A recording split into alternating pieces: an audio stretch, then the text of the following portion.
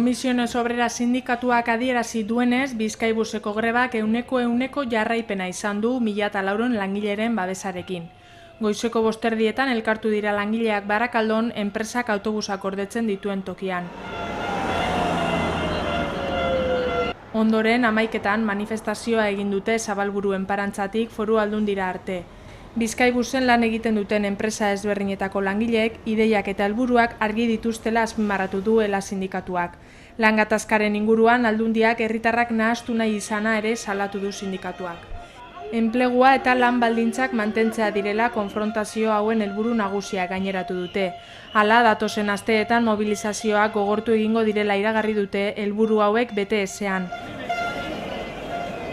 24 orduko greba egun honetan gutxieneko zerbitzuak bete dira. Segurtasun sailak jakitera eman duenez, ertzaintzak ez du esku hartu behar izan mobilizazioetan. Hala ere, autobus batzuk atzerapenarekin atera dira piketeek oztopoak jarri dituztelako.